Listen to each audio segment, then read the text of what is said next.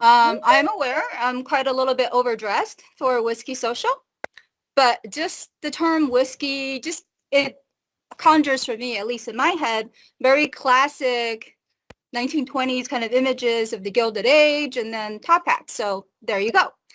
We are going to get started very quickly.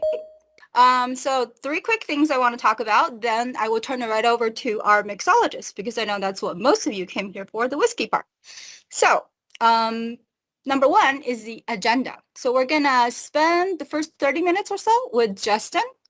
Justin is a world-renowned whiskey expert. He's actually one of the most followed mixologists on Instagram with 57,000 followers.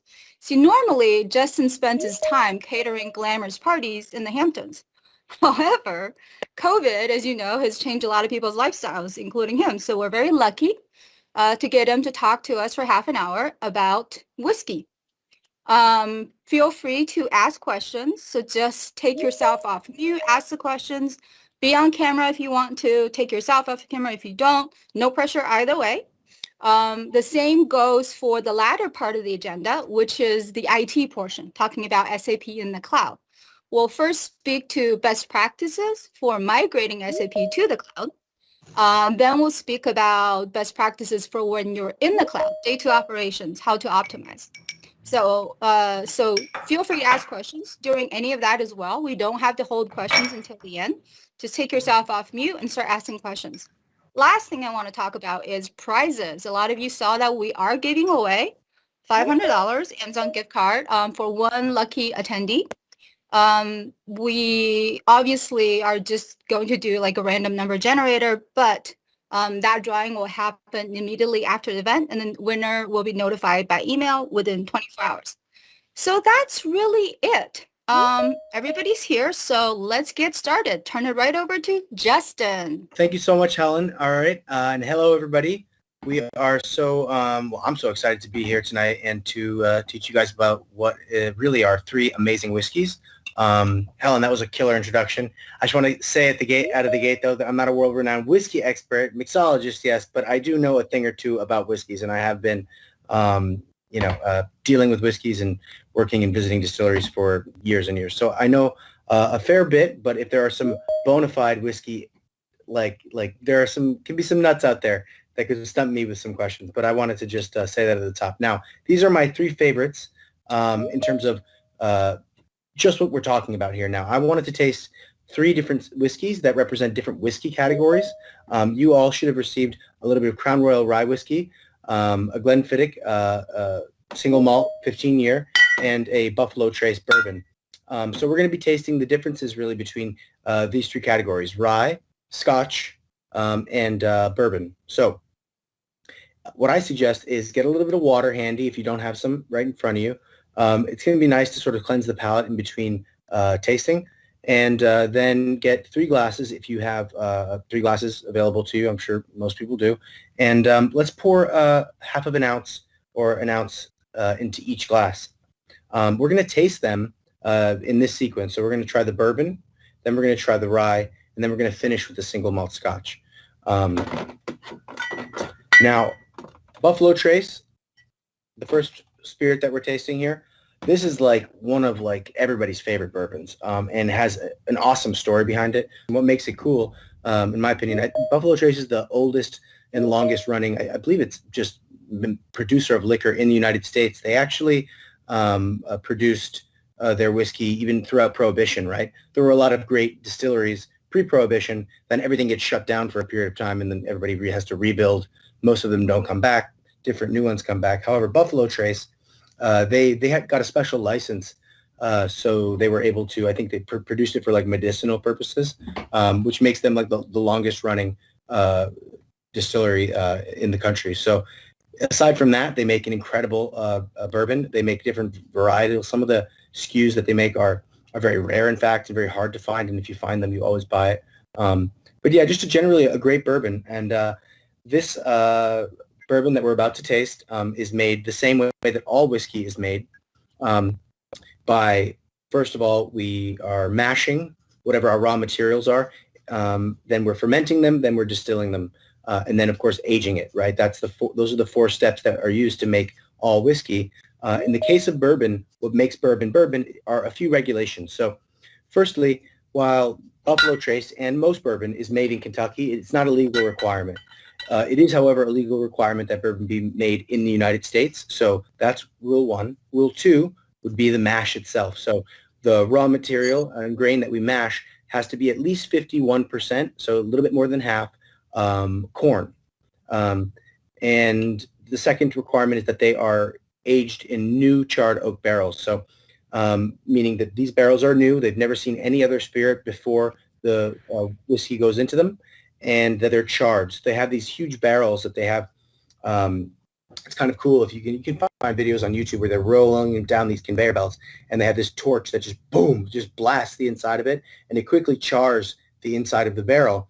And what that char does is obviously it'll lend a touch of smoke, not really the point. What it does though is it dehydrates that inner layer of wood, which forces the spirit that's in the barrel to pull and struggle that much harder against the wood to pull out the moisture, right? Because this is trying to find moisture so that it can absorb, and it forces the spirit to really extract as much of that oakiness as possible.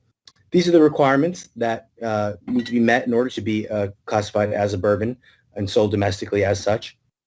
Buffalo Trace, you guys are ready to drink. Let's go. So let's hold this up, and what we want to do is we want to first experience the nose on this. So bring it close. Don't bury your nose in it. You want to burn out your sensors.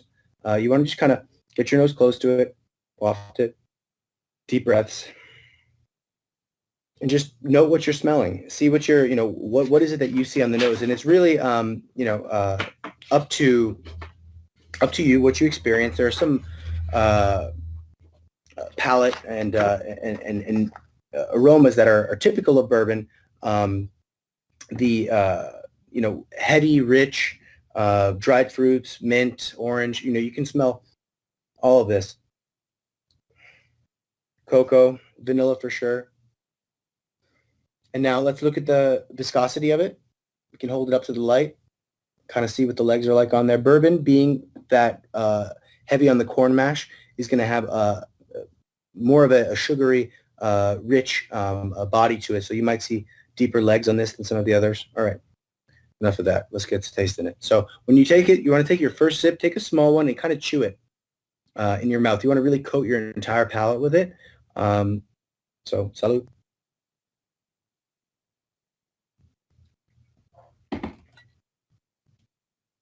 Mm. Mm. And then breathe through your mouth. One more.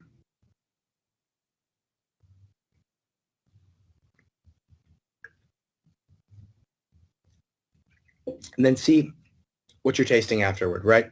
So now what we're looking for is, obviously, what are we tasting, right? It's rich, it's chewy, it's got a roundness to it. Definitely tasting that toffee, that caramel, chocolate. Good spice on this one. And what are you tasting? What is that finish? Is it finishing sharp? Is it intense? Is it overwhelming? I mean, this is almost like a creamy finish. It's silky. It's warm. It's satisfying, and it's definitely a long finish.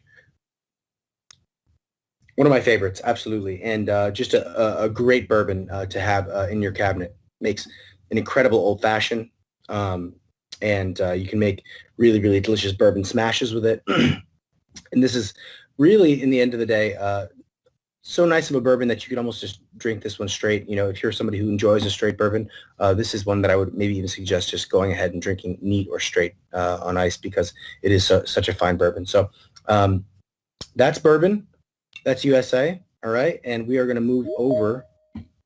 We have a sip of water, or if you got a chip or some nuts, something to nibble on might be nice to cleanse your palate, but definitely water. And again, you don't have to, I don't know what time zones everyone's in, but you don't have to sip. You can spit the way I am right now.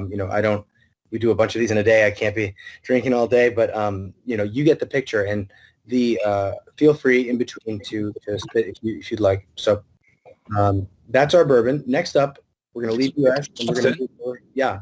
Just a quick question. Sure. Can you touch a little bit, we got some pretty cool rocks in the package that came to us. And can you touch a little bit on the implications of either using ice or rocks or neat as far as, what Sure. that does to the alcohol? Absolutely. So, I mean, the right way to drink a spirit neat or, spirit alone is either with a little bit of water over a little bit of ice and, of course, neat. Neat being without any ice at all, on the rocks being with ice. And sometimes people will put a splash of water in there even to sort of, they find it brings out the flavors even a little bit more. And you can even try that now on your own if you wanted to, if you had a small spoon. If you wanted to put just a teeny couple of drops in there, see how that changes the profile. The whiskey stones, those are nice because they will keep your beverage obviously cold without diluting it, right? So those are really the function. That's really the function of a whiskey stone. You would keep those in the freezer, like you'd keep cubes, and then you would just put them in the glass, and now you're keeping your cocktail cold without diluting it. So whiskey stones are very cool. I have a set at home. We love them.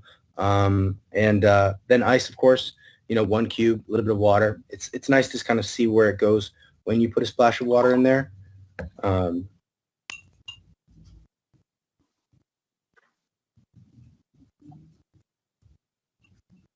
Yeah, immediately it's softer. You're getting a brand new array of flavors and finish there. So I would suggest to anybody over there that is has some water handy, you put a teeny splash of water in there and try it again. It does change it. Now, did that answer your question? Was that? Yeah, perfect. Thank you. Oh, you're welcome. So next up, we can move over to Canada and talk a little bit about this Crown Royal rye. Crown Royal, great classic Canadian whiskey, and they do a great rye as well. Canada really known for their whiskeys, and their whiskeys tending to always lean more towards a rye anyhow. The classic Canadian whiskeys that I'm at least familiar with. Rye whiskey is going to follow the same, obviously the same production methods, which are those same 4 steps, right? Mashing, fermenting, distilling, and then, of course, aging. However, rather than using at least 51% corn mash to make our bourbon, we're going to use at least 51% rye mash to make our rye whiskey. And what that means in terms of flavor, as you're drinking the spirit is, the best way to sort of just, explain it would be think of the difference between cornbread and rye bread, right? It's cornbread sweeter, rye bread a little bit more bitter, a little bit earthier. Let's not waste time. Let's give this a smell, right? Let's nose this, all right?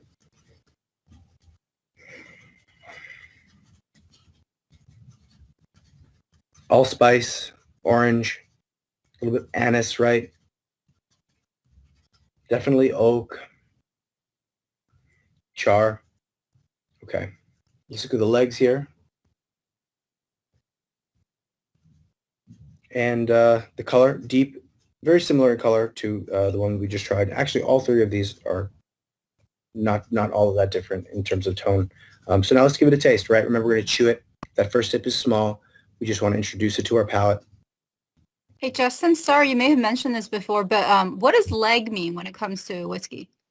Legs, the same things it means with wine. So, I mean, you hold it up to the glass and then see how it falls down the glass. Does it fall in ribbons? Does it fall in like vertical streaks?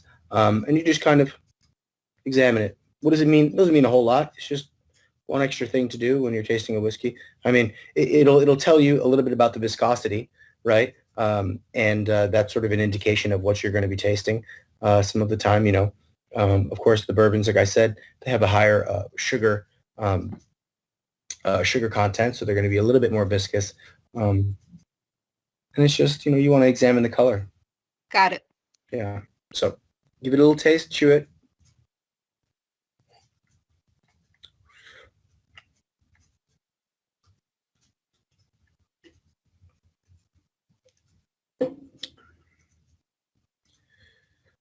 Kind of get a sense, get to know what that tastes like, what that finish is like. I'm tasting sweet caramel, again, vanilla, but definitely that rye and more mint really than you got on the last one there. So mint is something that's interesting. If you're tasting for it, you'll definitely get hints of mint in there, and of course the rye. So sharper, right? Deeper, more robust than the bourbon. Just a great cocktail with a long finish. A little bit of butterscotch at the end there if you're paying attention. And you might be tasting something completely different.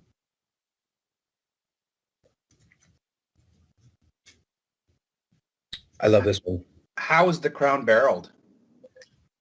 How's the Crown barreled? Well, Crown Royal, I believe that they do charred oak, but I'm not 100% positive what they do for their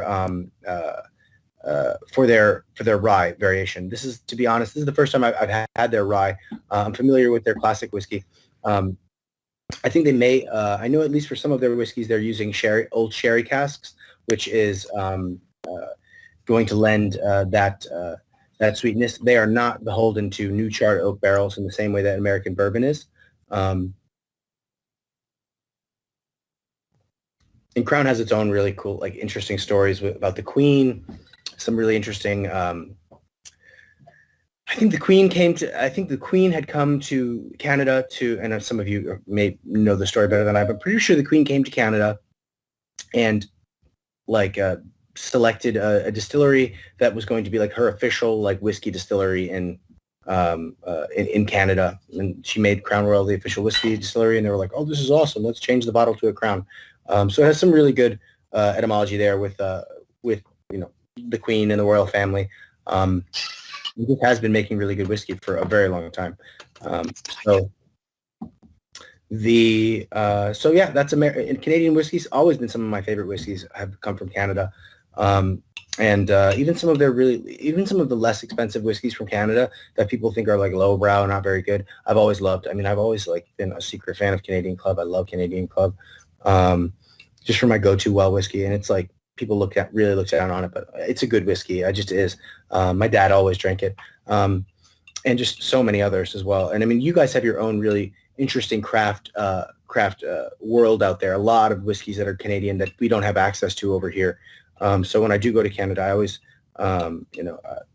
make it a point to try what you have, because the same way that we have a ton of great bourbons here and whiskeys that you guys probably don't have access to, you have, I think, just as many over there that we don't have access to. So always fun to get new bottles sent to me and to try new things. This may be a dumb question, Justin, Sure. but I guess what's the criteria? What makes a good whiskey versus a not so good whiskey? Well, I mean, it's really about how they're distilling it. I mean, there's a lot of factors that go into it. It's the batch size. It's the just the general attention that they're paying to it, and of course the quality of the grain, right? So the initial raw material that they're using to make the whiskey and make the mash. There's all kinds of corn. There's special corn, and then there's the kind of corn that you feed to cows, right? You can make whiskey out of both of those corns. It really depends on the quality of that initial grain. And then the next thing would, of course, be the water, right? Water is going to be one of the main ingredients in any spirit. So it's going to play a huge role in the quality of the spirit. So where you're getting the water from, the minerality content of that water source, and then the distillation. So when they distill a spirit, it comes out in sections, right? So it comes out, the first bit of it is unusable. Really, the last bit of it is unusable, and then it's that middle portion of the distillation that you're getting your quality spirit from. And the better the spirit usually means because they're getting closer to that dead center portion of it, right? And the crappier the spirit, the further out, the more of that batch they're using, right? So their costs are going down, and you're paying less, but they're really using up more of that entire distillation batch rather than getting just like the cream of the crop, which is that center chunk. So those are some of the factors that play into it. Obviously, the barrels are super important, where they're coming from, what they're doing, and then, making a great whiskey, but then maintaining that consistency across a generation, right? Or, where, your grain was different this year. Maybe your water source has changed to some extent. Maybe the wood for the barrels you're using changes. Somehow being able to have your master tasters and distillers control for all of the variables, right? You're making something that's organic. So you have a lot of organic steps involved that are wild cards or variables. So the fact that they're able to get you, a Crown Royal that tastes like Crown Royal every single time is not a mistake and isn't easy. And, it's a lot of attention that goes into it. Obviously, the less attention you pay to those details, the quality will just suffer. So that is, to my understanding, what makes a good whiskey. And then beyond that, of course, the age will make it more expensive. Not always better, in my personal opinion, but different. A lot of the times, yes, better. And, we can talk a little bit about the age. Something that's really interesting with whiskeys that a lot of people know is that there's something called the angel share. And angel share is a natural evaporation that occurs year after year as whiskey sits in a barrel aging. Just naturally, a percentage of that whiskey is disappearing each year. So a whiskey that is 10 years old or 15 years old versus a whiskey that is 18 years old, just by the pure nature of what's happening with that angel share year after year, that inventory is disappearing, right? Like under the distiller's nose, right? So they have a keg that, a barrel that's 10 years old, and they have one that's 18 years old. There's just less in the 18-year-old barrel. 18-year-old barrel is more expensive. 18-year-old barrel is taking up just as much room as the 10-year barrel. There's just less of it. You pay more. You pay that difference every time. And when they really nail it, and you see this really more often with scotches as they get older and older, and it can be 75 years old. I think a Macallan 75-year whiskey sold for like $750,000 or something. And just a single bottle, right? There was a case they found, a 75-year-old case, and it had one bottle's worth of whiskey in it, and they sold it for like, I think it sold for like $730,000, something like that. It came with a custom-made Waterford decanter that was like, handmade by Mr. Waterford. It was some bananas, some hedge fund guy went and just bought it.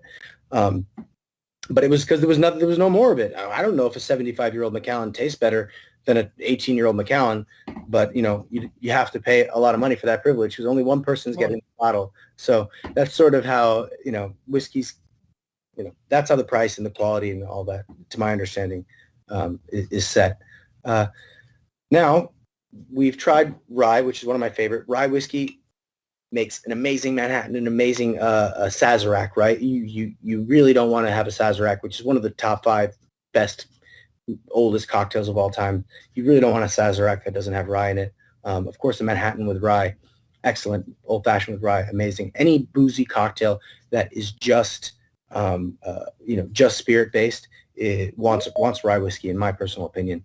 So that's that for bourbon and rye. We are leaving Canada and the United States, and we are going to move over after we get a nice sip of water, cleanse that palate, moving over to Scotland. And we're going to talk a little bit about Scotch, which Scotch gets a lot of love. Everybody knows Scotch. Not everybody knows the difference between Scotch. They even know that they love it or they hate it. And the biggest and the first thing that you're gonna notice when you drink Scotch is, of course, that there's smoke in Scotch where there's no smoke in any of these other whiskeys that we've tried. What makes Scotch Scotch? Well, like bourbon, Scotch needs to be made in Scotland, right? Bourbon needs to be made in the United States. Scotch must be made in Scotland. And I mean, I think without saying that Canadian whiskey should be made in Canada, but Scotch must be made in Scotland. And Scotch is going to, again, we're gonna mash, we're gonna ferment, we're gonna distill, and we're gonna age. But we're mashing, generally speaking, the measurements in a Scotch, for mashing, are going to be more of a barley, more of a barley mash. So usually about half or 51% barley mash. And the major difference is that they add a step with production of Scotch that adds this smokiness to it. The smokiness comes from peat moss, which grows in the bogs in Scotland. And years ago, when they would heat the kilns to boil and distill their whiskey, they would use this moss because it was everywhere. They would use it for kindling, and it just naturally started to lend itself that flavor, that smokiness, and then people started to really enjoy it. And now they intentionally do it, so they will germinate this barley for I think it's less than 2 days. They'll germinate it. What that means, they just soak it in water so that it'll sprout just slightly. They take the grains out. They spread them out over a screen. They put this moss under it, and they smoke it with this moss. and that adds the peatiness to it. And how smoky your Scotch is a direct result of how long they smoke that grain before mashing it. Different regions in Scotland are known for different degrees of smokiness. And then, this is a sort of good middle of them all. It's not too crazy. I really like the smoke that's on this Glenfiddich 15, which is a really nice bottle of Scotch. And let's give it a smell. Obviously, right away you're smelling that smoke. It's going to be the first thing that you smell right after smelling the others that don't have that smoke to them. But the charred oak, peat smoke, toffee, a little bit of toffee, maybe some pecan, and I get ripened grape on there as well. And now let's give it a sip.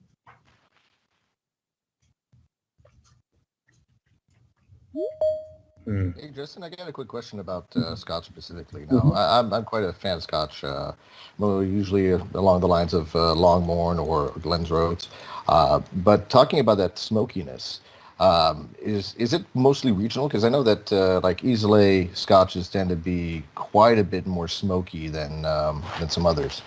Absolutely, yeah. So regionally, I think I mentioned, yeah, based on where you are in Scotland, they will, they'll be known for smoking it, having more peat or less peat in their whiskeys. Islay that you mentioned, yeah, they absolutely. I mean, you're thinking about like some Lafroy and the others that come out of there. I mean, these will take the paint off your walls, and some people love that. I mean, if somebody comes to the bar and orders like a Lafroy, like neat, you just look at them like, dude, whoa, like that's intense. But it's it changes, and honestly, when it comes to making cocktails, I find a home for a lot of those really smoky scotches by using them as a modifier. And what I mean by that is, a Lafroy or a really peaty Islay Scotch that is like just so smoky for the average person, they'd be like, I can't believe someone would drink this. Well, if you add just a touch of it to a cocktail, or what I'll do is I'll put it in the cocktail glass and I'll rinse the glass with it and dump it out. So just coat the inside of it, and then you put your whiskey cocktail that you've shaken in the drink, in the vessel. It will lend itself just the perfect amount of smoke without being overpowering. And it's a really good tool to use to add to a cocktail to make an additional depth to the drink. So that's where I find a home for those smokier scotches. Absolutely. Highlands, Islay, the various regions in Scotland are known for different degrees of smoke. Stateside. So this is a great one. This is a single malt. Now, some people might not know the difference between a single malt and a blended Scotch, so we can talk about that. When they say single malt, what they mean is that this has come from one distillation, and it's one distillation. Say they do the harvest, they distill, I don't know, however many thousands of gallons of the whiskey. It's coming from that batch, versus a blended Scotch. Some well-known blended Scotches, obviously Johnny Walker is a very well-known blended Scotch. And Chivas Regal is a well-known blended Scotch. And what blended Scotches will do is they will go from distillery to distillery, and they will have their master distillers take samples from each of the recent batches, and they will, with eyedroppers, build out their Johnny Walker Black Label, right? So this time they put Johnny Walker Black Label in a bottle, might have a different percentage of this distillery's whiskey based on, because like I said, each year, the grain, the water, the weather, whatever the conditions might be, whiskey can come out different. So this is how they control so that they taste the same every single time, is by sampling and building it up from scratch. And then when you see the age on that blended Scotch bottle, so Johnny Walker, let's say Johnny Walker Black Label, I believe is 10 year. It says 10 years on the bottle, and that is an indicator that the, let me just double check. I can look on the wall there. What is Johnny Walker Black? Is it 10? It's 10. Anyways, if it says 10 on the bottle, then that's the youngest of all the whiskeys that are in there. So by law in Scotland, you can't put, so say you have half of your bottle of blended Scotch, for the sake of, explanation, is 15 years old, and the other half is 10 years old. You can't put 15 years old on the bottle. You have to put 10 years old. So the age on the bottle has to represent the youngest blend in the bottle. So that's what you see with Johnny Walker Black. In reality, there could be much older whiskeys in there blended into there, but but you would never know. So in the case of a single malt, however, this is a Glenfiddich 15, and everything, this is all from one distillation, and it's all 15 years old. It's a little bit harder to get consistency with a single malt whiskey for the reasons that we just mentioned, right? All of the factors that go into a single distillation can make it, but they do a very good job with single malts, which is why single malts can oftentimes be much more expensive than a blend, because it takes that much more effort and, resources to get a consistent product over time, because they're not relying on a blending as a resource. So that's that for Scotch. I think, the world of Scotch is vast, like I said, and you can spend good money on Scotches. And if you like Scotch, you have no trouble. I would love to go to Scotland one day and take those tours. Those are, forget Napa. Those are some killer tours with some really interesting people, just like, across that country, and really get to know it. So good. If anybody has any questions, please feel free to shoot.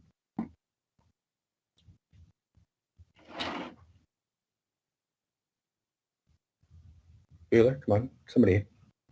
We're not going to spotlight you. Shout it out. Somebody has a question. Try to stump me. It won't be hard, I promise. Hello?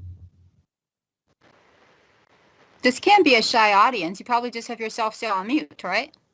No, I'm just enjoying this wonderful Glenfiddich. So, well, tell me what your favorites are. How about we start there? Anybody have a favorite that I can?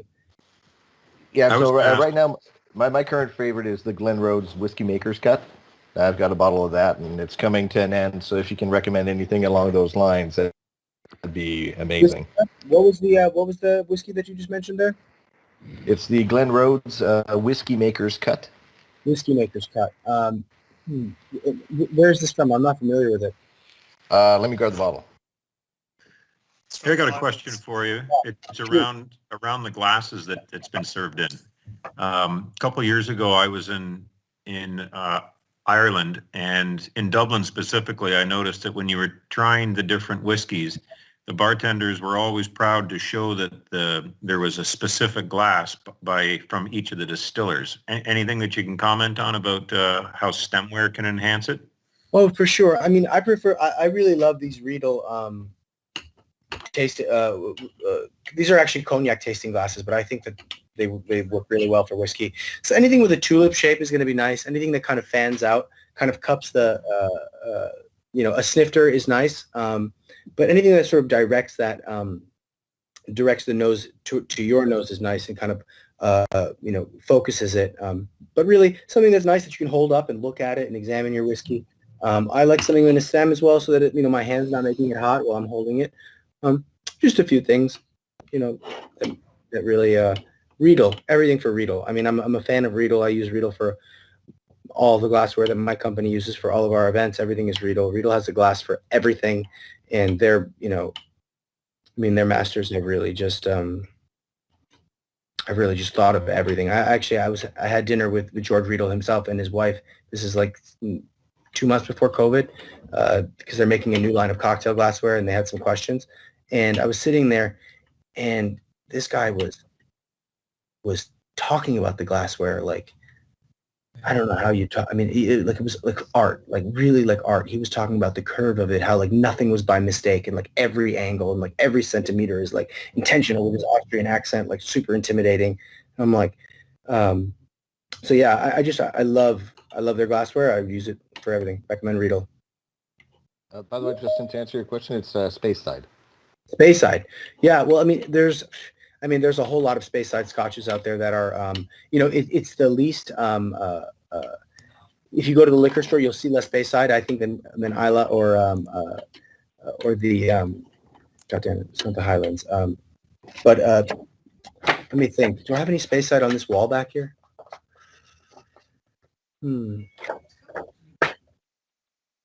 I think there was one I had, Glen Coral, years ago. That was really, really nice. Glen Coral. I have to figure out how that was spelled, but Glen Coral, I knew that one was really special. They had a Glen Coral, I think it was 18 year. But yeah, if you like Speyside, go and taste them, and try. I would suggest trying always a Scotch's youngest blend, before you buy any of their more expensive blends, because by tasting the youngest blend that they offer, right, you won't break your bank, but you'll also be able to introduce yourself to a Scotch. So if you like a Macallan 12, right, then go ahead and buy the Macallan 18. But I would never start off by buying the more expensive vintage of a Scotch, or because you don't know whether it's worth the money yet. Not to say that they're not probably delicious, but that they don't might not be for you. So I would always try the youngest vintage first. So what is your thoughts around the Amrut Fusion Scotch from India? I think it's one of the highest selling Scotch across the globe. I've never had it, but we have actually. It's something that's interesting is that I recently found out that that Indians consume more whiskey than any other country in the world. Exactly. Yeah. So no, I had recently done 2 whiskey tastings like this, but for Indian clients, and very knowledgeable. And then I found out online that Indians drink more whiskey than anybody else. I'm not familiar. I would love to put a bottle of whiskey on my shelf just to say I have it and to try it. So if you can give me a second, I'll write down what you just said, because I would love to actually add that to my own collection. So can you say that one more time? What was that? Yeah, it's AMRUT.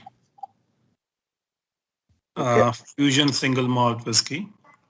I think you can still get that. I think the one which would be really, really rare to find is Solan, SOLAN #1, because they brew it with the set of existing distilleries located in the Himalayas mountain, like in that range. So it's pretty rare.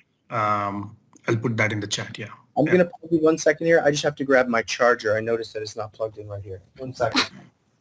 On that note, actually, Justin, we need to move on to the IT portion of the agenda. So if there are no further questions, we will come back to IT. All right. Do a little palate cleanser by way of a poll. So now we're going to talk about SAP in the cloud. And then I know whiskey's been on our minds, and it was a fascinating conversation for 30 minutes. So just to get your heads back in the IT and SAP and cloud game, let's do a quick 2-part poll. So based on some reports and surveys I've read, the analysts are saying about 95 to 99% of all SAP landscape is actually moving to the cloud. But what the survey doesn't say is today, as of today, what percentage of your SAP estate is in the public cloud? So that's part 1 of the question. Just put in the chat, whether it's 0%, 100%, any number in between, we'd love to see it. The second part of that, the survey or the poll, is basically what's your cloud vendor of choice? It could be AWS, it could be obviously the other 2, or it could be multi-cloud. Maybe that's your strategy. So put that in the chat as well. So I see somebody responding on AWS. Great. What about the first question in terms of what percentage of your SAP estate today is in the cloud? Are we talking about 0%, 100%, 50, 75, 66? Let's see some numbers. Eric said 100% on AWS. Wow. Elaine's in the early part, or hopefully I'm not butchering your name. 0% I see there, and I see a 5% cloud. That's also an early part of the conversation. Okay, great. That gives us a little bit of a level set so we can see where the audience at. I am going to do a slide sharing now and go into the first part of the conversation. And for this, I'm going to take off, literally, my host hat, fluff my hair a little bit. I know all of you guys received a SAP HANA sticker in your little whiskey box. You should have. So I'm going to put on my SAP HANA badge right now, too, and go to the Suse presenter part of my job description. So let's share my desktop. And let's look at my PowerPoint. Okay, everybody see slides? Yes. Yep. Great. Gonna put it in presenter view. Slideshow, come on, let's go. Okay, here we go. So I will speak to 5 best practices for worry-free cloud migration. And to make sure everybody's paying attention, we're going to do a little quiz at the end of this. And there's cash prizes. When you come in first place, you get $100. Second and third place, you get $25. So do pay attention. The first thing, I mean, all of you guys know Suse. That's why you're here. But most people don't realize actually how dominant SUSE is in the SAP space. I mean, we're talking something like 85% market share. We're talking about the number one Linux for SAP, working with them for over 20 years. We're talking about supporting 30,000 customers worldwide with over 140 worldwide performance benchmarks. So we really are the OS of choice when it comes to SAP. Now, when you do SAP migration, the first best practice is choose somebody who's done it before. Obviously, if you work for an organization or government agency, in your career, how many times do you think you have to move SAP to the cloud? Probably a couple if you change a couple jobs, or a handful in this time frame when everybody's moving to the cloud. But if you look at partners, or if you look at SIs, boutique SIs like Lemongrass, if you look at SUSE and AWS, and SAP, obviously, all of us have been helping hundreds of customers and sometimes thousands of customers migrate to the cloud. So it just behooves you to actually choose a trusted guide like Sam in the Lord of the Rings movies. So how would you select the right partner to help you implement your SAP migration? Basically, I summarize 4 criteria. First of all, demonstrated technical proficiency, right? Ask them, how many times have you done this? Ask to speak to their reference customers. And just make sure that they are at the level you expect them to be, so they can ensure your migration is a success. The second criteria is for the better partners who we've looked at, they all have their own best practices, methodologies, tool sets sometimes automation tools. All of that's important, right? Because it makes your process as cookie cutter as possible and just reduces a lot of the human error. Culture fit is quite important because we all know, right? We're all human. We work better with people who we like. So it's really important to not necessarily find the biggest partner out there or the biggest integrator out there, but just a team where you trust the people that they've assigned to your account and you know there's going to be very good dynamic working back and forth. Vertical industry expertise is quite important for SAP because there does tend to be a lot of highly customized implementations depending on what vertical you're in. So if that's important for your particular SAP landscape, ask about it, and making sure that whoever they assign to your account are the right people who have done similar things in your industry. And last, of course, you want to do a cost comparison. But funnily enough, based on our experience, most people don't end up choosing the lowest cost provider just because these other 4 criteria is just so important and just seems to override some of this, just cost considerations. Best practice number 2 is engage SUSE early. This is my little lament is we are oftentimes considered an afterthought when it comes to SAP migration. No, it's just the OS. We don't have to worry about it until, maybe at the end when we need to do provisioning. Actually, it's much better if you engage SUSE early. Why is that? Let me give you 3 very good reasons. One is something I call one-way doors. So in the cloud, in theory, it's very flexible. Everything turns on a dime. You change your mind, you can switch it the next day. But there are things you can get yourself locked into where it's not so easy to change. And that's basically consumption options. And it's, if you don't do this every day, it's confusing because there's obviously pay-as-you-go, there's reserve instances, there's private offers, there's BYOS.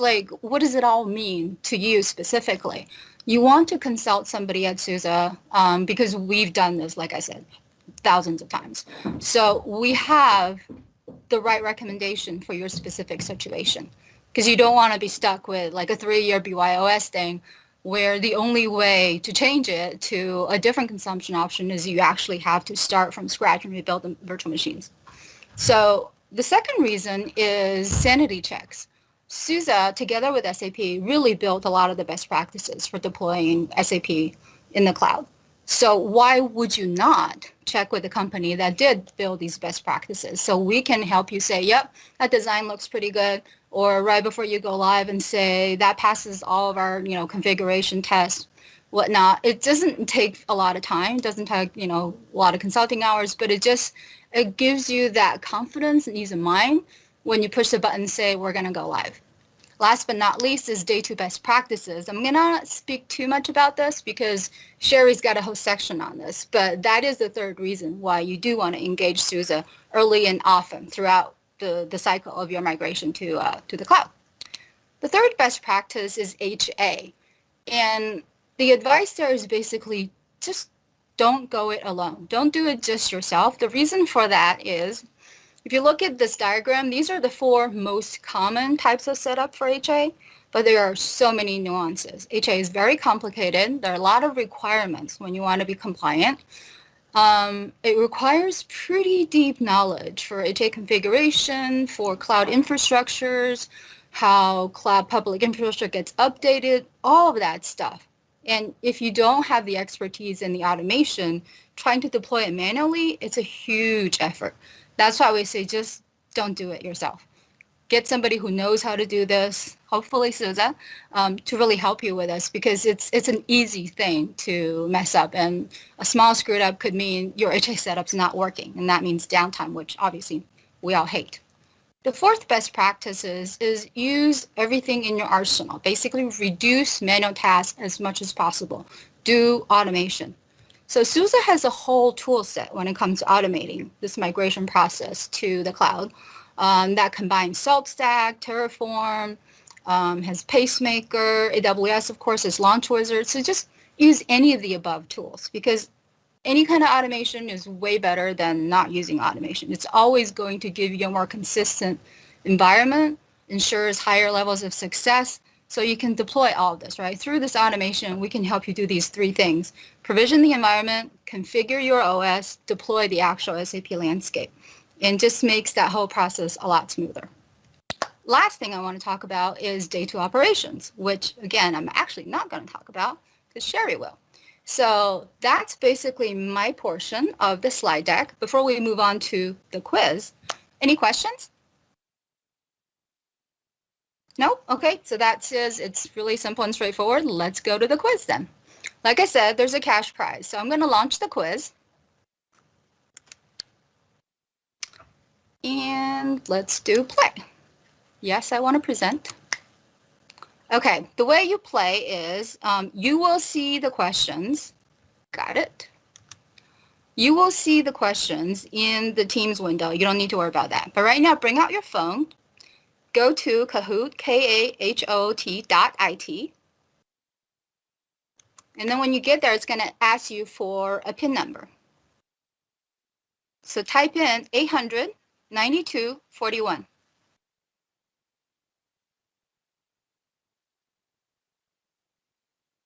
Yeah, I'm just waiting for you guys to get there. We will start. Also, just FYI, when you put in your name, if it's a very common name like John or Alex, you want to put John L or Alex D, because otherwise I wouldn't know who you are and it'll be hard to give you a prize if you come in first place. So whoever came in as me, that's going to be challenging. But all right, let's get started because there's quite a few people in here now. Actually, I'm going to give it a couple seconds because this number just keeps popping up. Okay, no, got one more. Danny came in. Okay. I want everybody who wants to participate to get a chance. Okay, not moving anymore. Oh, spoke too soon. The other Eric. Okay, hopefully I'll figure out which Eric's which if you win.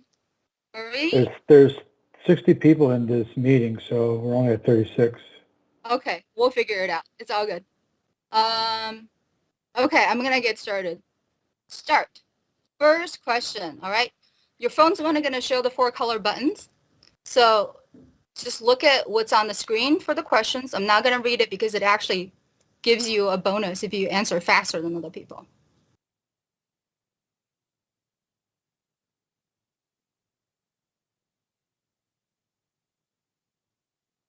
Ten seconds to go.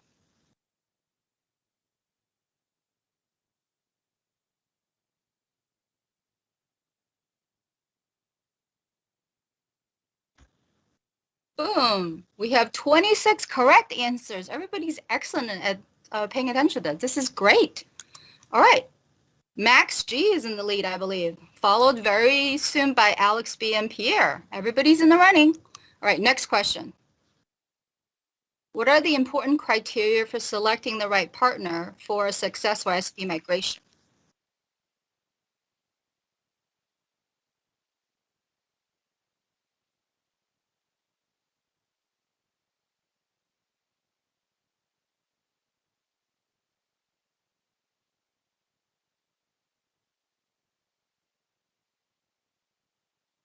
Excellent, 41 answers, and almost everybody got it correct.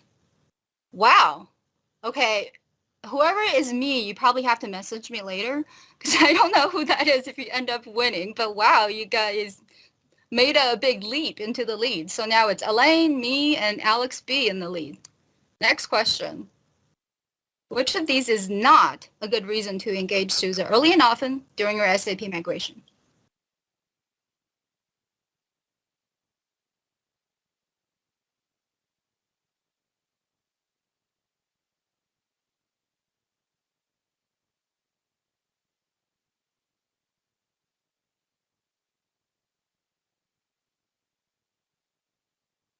Excellent. 13 correct answers.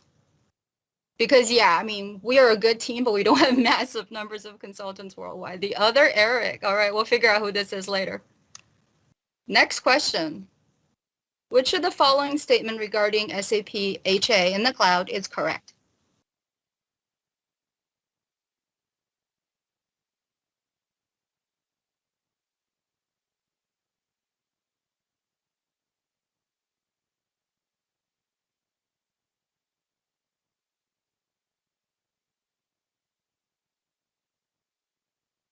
"36 correct answers. Excellent.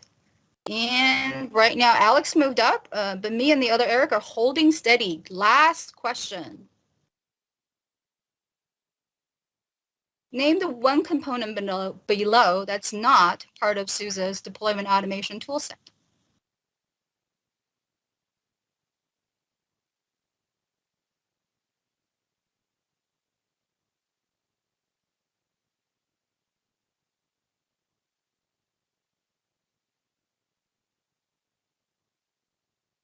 All right, let us reveal the winners. Juan, that's a surprise. Didn't see you before. Wow, you, nice. Is it me? Is it the other Eric? Oh no, you have to tell me who you are now because I can't figure out who me is. But thanks to everybody for participating. You guys all did a great job. Okay, now we're gonna close this window.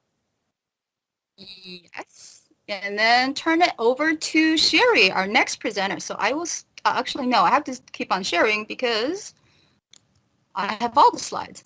So Sherry, we will turn the floor over to you and I will turn my camera off. Thank you, Helen. All right, gonna go back to the slide deck because I know that's what you want.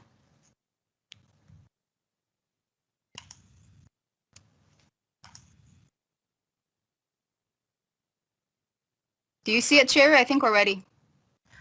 Your slides is not coming up. That's weird. Okay, let me reshare. Start sharing again. Here we go. Okay, sorry, gotta X this out so I can put it in slideshow mode. Okay, do you see it now? Yeah, thank you, Helen.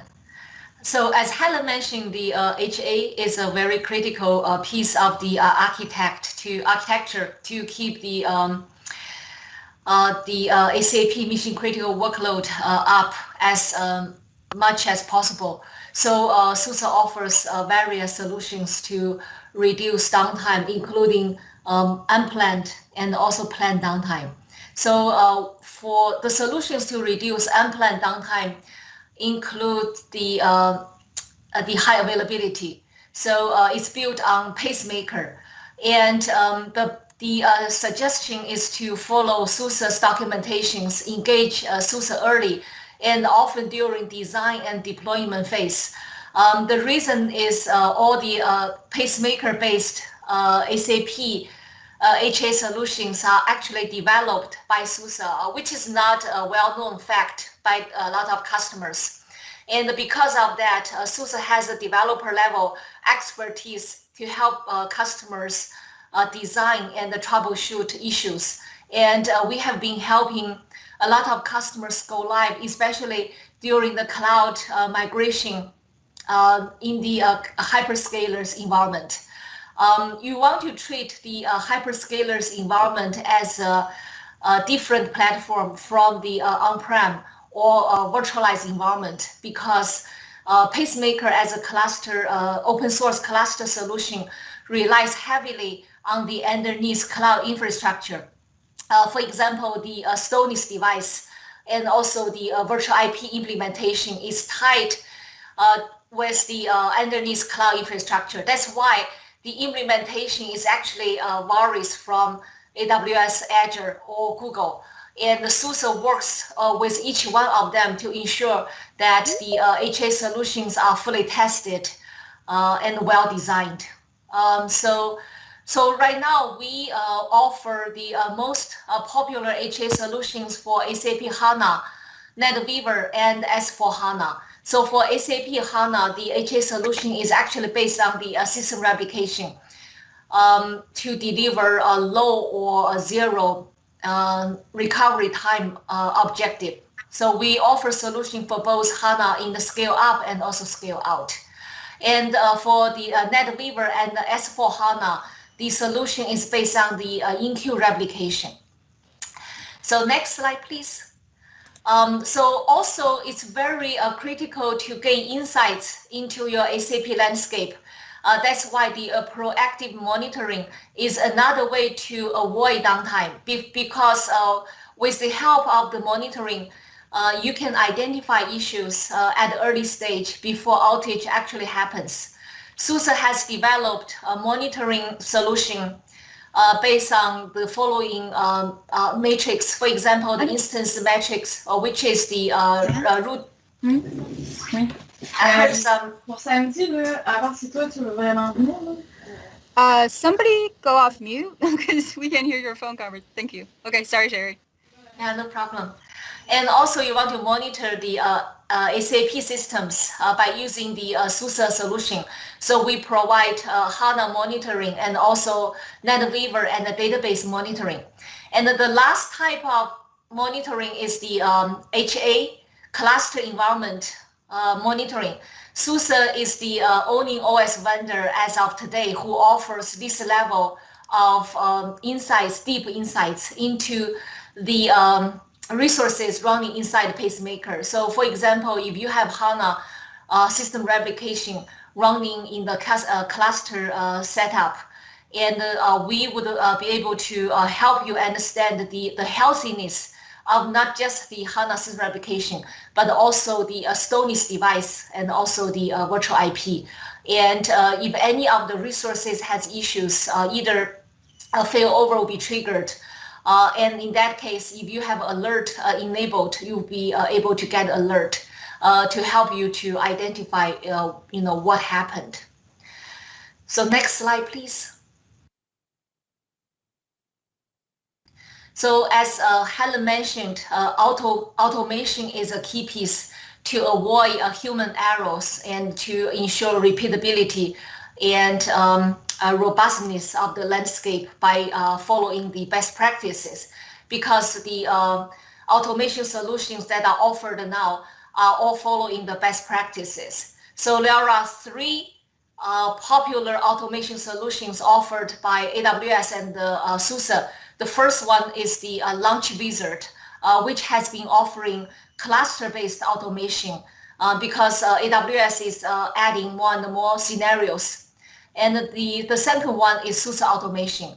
So this is useful when you have a hybrid environment or multi-cloud environment where you want to standardize your solution on a single vendor, and that's where Suse can help you, because the Suse Automation is offered in modulars. You can pick the module and the scenario that fits your environment, and our automation works across the cloud and also in on-prem environment and also in the cloud.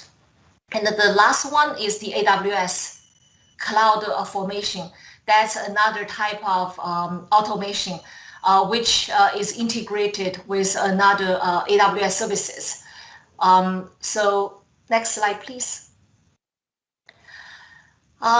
So during the day 2 operation, maintenance is a very lengthy process. And for example, when you have HANA system replication running in the cluster, how do you upgrade HANA without causing any downtime? And Suse is offering best practice to do the rolling HANA update, which means you can update the secondary HANA system first, then do a failover, then update the previous primary HANA system. And we offer 2 options based on the version of the HANA database, because the second option is based on HANA 2.0 Service Pack 4 or newer, where there is a new parameter available in the failover process that we can take advantage of. We do offer a deep dive on the whole scenarios, so you're welcome to contact Suse for such a deep dive session. Next slide, please. Patching is another important phase, because this tied to the security, and you should consider security through the every phase of the deployment. In order to minimize downtime caused by the patching needs, the live patching is a very useful feature that's offered especially for the SAP landscape. With live patching, so you can avoid downtime. So we did a study. So live patches are offered for CVE level 7 or higher, because those are the high vulnerability security patches. And normally they require reboot. But with the help of live patching, you can avoid downtime. So we did a study between June 2019 to June 2020. There were 26 issues with score 7 or higher. And there were 25 live patches issued, because one patch could possibly fix multiple issues. So within that time frame, because of the live patches, there's no need to reboot the system. Next slide, please. So cost optimization is critical to review your cost structure during the design phase. Don't wait till the implementation, because there are so many options to consume the resources and OS in the AWS environment. And so you want to start with hourly pay as you go, then tune your environment and wait for things to settle. Then, and also if you have identified a long-term consumption model, ask Suse for help, because we do have private offers for the reserve instances. That's a cost-saving option. So thank you for this session. I think this is the end of everything.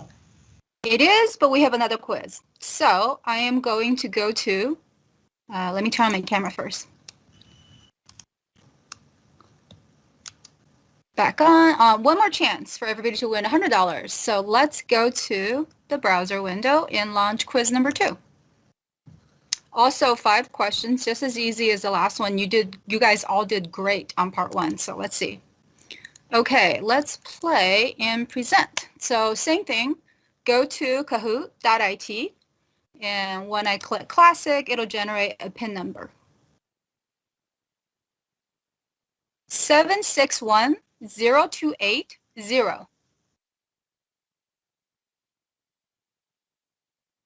And yeah, put in a name that can identify as you this time. Thank you. All right, waiting for people to join. When we get another roll, we will get started shortly.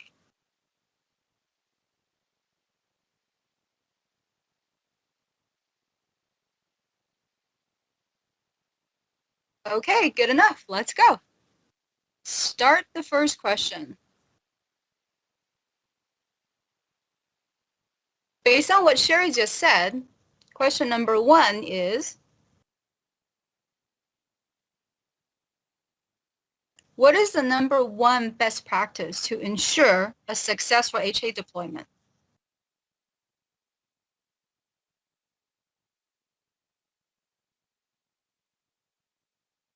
Ten seconds left.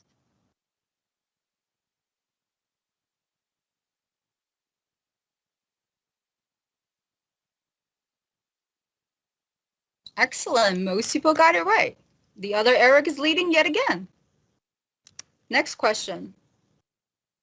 What is unique about Suse's monitoring solution for SAP in the cloud?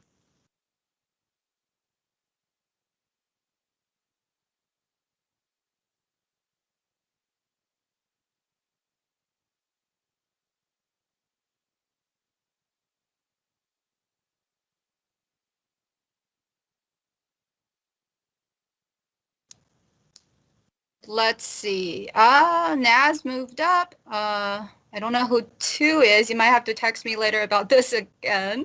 All right, next question. What automation tools are available for SAP Landscape on AWS?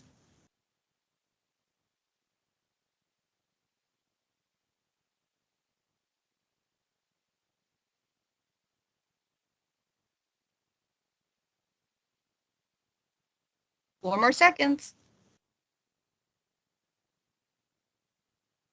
And most everybody got it. 25 people got it correct. And Naz moved to the lead, with Danny G moving into the top 3. Question number 4. Regarding security and patching, which of these statements is most correct?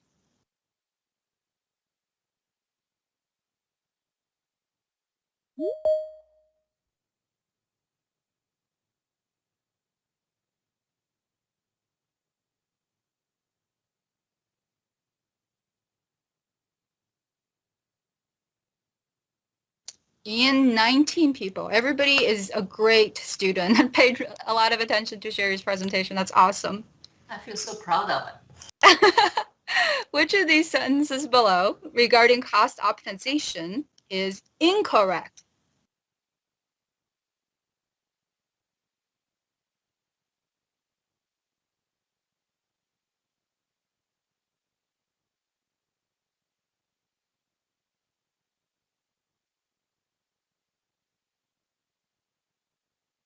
And let's see who is our grand winner. In 3rd place, Bruno. Congratulations. Max G, not a surprise. Coming in at number 1, another 100 USD richer is Danny G. Yay. Well, thank you so much, everybody. I will stop presenting and go back to my camera. So that's it. It's a wrap. Thank you so much for spending just over an hour with us. I hope you enjoyed the whiskey portion and hope you learned something about the SAP part. Thanks again for your time, and we hope to see you at a future SUSE event, physical or possibly virtual. Take care, everyone. Bye-bye.